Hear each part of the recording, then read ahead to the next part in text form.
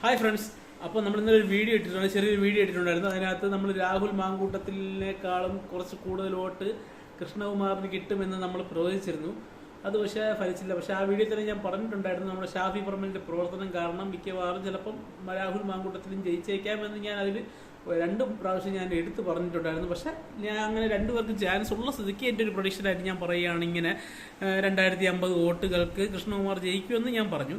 പക്ഷേ ഞാൻ അതിനകത്ത് 2 പ്രാവശ്യം ഞാൻ എടുത്ത് പറഞ്ഞിട്ടുണ്ടായിരുന്നു. അതിൻ്റെ ഷാഫി ഫാക്ടർ, പ്രത്യേകിച്ച് ഞാൻ ഒരു കാര്യം പറഞ്ഞു, എനിക്ക് രാഹുൽ മാങ്കൂട്ടത്തിൽ വിജയിച്ചതിൽ എനിക്ക് അത്ര ഞാൻ തൃപ്തനല്ല. കാരണം എന്താണെന്ന് വെച്ചാൽ രാഹുൽ മാങ്കൂട്ടത്തിലിനെ കൂടുതൽ എനിക്ക് വലിയ ഇഷ്ടമായിരുന്നു ഒരു സമയം വരെ. കാരണം ആ സമയം യാതൊരു ആളും രാഹുൽ മാങ്കൂട്ടത്തിനെ വെറുക്കാൻ സാധ്യതയുള്ളൊരു സമയത്ത് ഞാനും അയാളെ വെറുത്തിരുന്നു.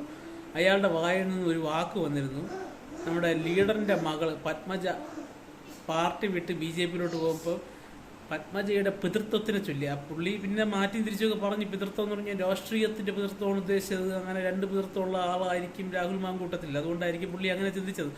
പക്ഷെ ആ ഒരു വാചകം രാഹുൽ മാങ്കൂട്ടത്തിൻ്റെ വായിൽ വന്ന ആ നിമിഷം തൊട്ട് ഞാൻ രാഹുൽ മാങ്കൂട്ടത്തിനെ അത്രയ്ക്ക് വെറുത്തുപോയി. കാരണം ഇതുപോലുള്ള സ്വന്തം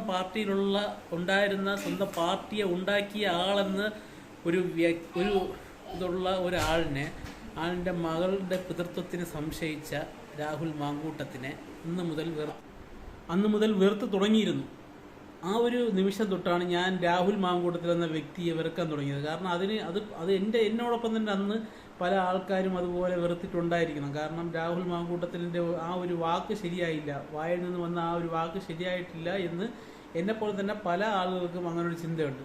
അന്ന് രാഹുൽ എനിക്ക് പ്രത്യേകിച്ച് കോൺഗ്രസിൻ്റെ അടുത്തോ കമ്മ്യൂണിസ്റ്റിൻ്റെ അടുത്തോ BJPയുടെ അടുത്തോ ഒരു പ്രത്യേക ചായ്വുള്ള ഒരാളല്ല. പക്ഷേ പുതിയൊരു ഭരണം വരണം എന്നൊരാഗ്രഹം എല്ലാവരെയും പോലെ എനിക്കുമുണ്ട്. അങ്ങനെ ഞാൻ ചില സമയങ്ങളിൽ BJP വരണമെന്ന് ആഗ്രഹിച്ചിട്ടുണ്ട്. കാരണം ഇപ്പോഴത്തെ ഭരണം നിങ്ങൾ കണ്ടിട്ടില്ലേ.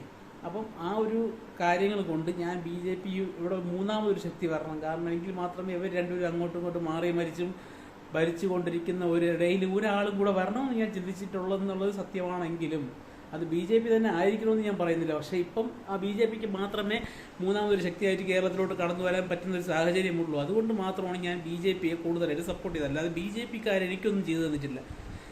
ഞാൻ പറയുന്നത് എന്താണെന്ന് വെച്ച് കഴിഞ്ഞാൽ, കമ്മ്യൂണിസ്റ്റും കോൺഗ്രസും മാത്രം മാറി ഭരിച്ച് വരുന്ന നമ്മുടെ ഈ കേരളത്തിൽ എന്തെങ്കിലുമൊക്കെ മാറ്റങ്ങൾ ഒരു 3ാമത്തെ ഒരു മുന്നണിയെ കൊണ്ട് സാധിച്ചാൽ സാധിക്കട്ടെ. ഇല്ലെങ്കിലും വേണ്ട. അവർക്ക് ഒരു പ്രാവശ്യം ഭരണം കൊടുത്തു കഴിഞ്ഞാൽ പിന്നെ ഇവർക്ക് തിരിച്ച് ഭരണം കിട്ടിക്കഴിഞ്ഞാൽ പിന്നെ അവരിത് കൈവിടാൻ നോക്കില്ല. അങ്ങനെയുള്ള രീതിയിലുള്ള ഭരണം കൊണ്ടുവരാൻ സാധ്യതയുണ്ട്. അപ്പോൾ അതുകൊണ്ട് മാത്രമാണ് ഞാൻ പറയുന്നത് 3ാമതൊരു മുന്നണി വരണമെന്ന്. പക്ഷേ അന്ന് ഞാൻ കൃഷ്ണകുമാറിന് 2050 വോട്ടുകൾക്ക് ജയിക്കുമെന്ന് ഞാൻ പറഞ്ഞത് എന്താണെന്ന് വെച്ചാൽ അതിൽ തന്നെ എടുത്ത് പറഞ്ഞിട്ടുണ്ടായിരുന്നു, രാഹുൽ മാങ്കൂട്ടത്തിനും ജയിക്കാനുള്ള സാധ്യത തള്ളിക്കളയാൻ സാധിക്കില്ല എന്ന്. അപ്പം മൊത്തത്തിൽ പറഞ്ഞു വരുന്നത് എന്താണെന്ന് വെച്ചാൽ രാഹുൽ മാങ്കൂട്ടത്തിൽ ജയിച്ചിരിക്കുകയാണ്. അപ്പോൾ രാഹുൽ മാങ്കൂട്ടത്തിന് നമുക്ക് സല്യൂട്ട് കൊടുക്കേണ്ടിയിരിക്കുന്നത്. കാരണം രാഹുൽ മാങ്കൂട്ടത്തിൽ ഈ ഇത്രയും വലിയൊരു പൊളിറ്റിക്കൽ ഫൈറ്റിൻ്റെ ഇടയിൽ നിന്ന് ജയിച്ച് കയറി വന്ന് ആളായത് വെറും ചെറിയ വിജയമല്ല. 10-18,000 വോട്ട് ആരും പ്രൊഡിക്റ്റ് ചെയ്യാത്തൊരു പാർട്ടി. അവർ പോലും 5,000-10,000 വോട്ടുകൾ എന്ന് അവർ പറഞ്ഞുകൊണ്ടിരുന്ന അവർക്ക് 18,000 വോട്ടിൻ്റെ ഭൂരിപക്ഷമാണ് കിട്ടിയിരിക്കുന്നത്. അതൊരു വലിയ വിജയം തന്നെയാണ്. രാഹുൽ മാങ്കൂട്ടത്തിൽ കി ജയ്.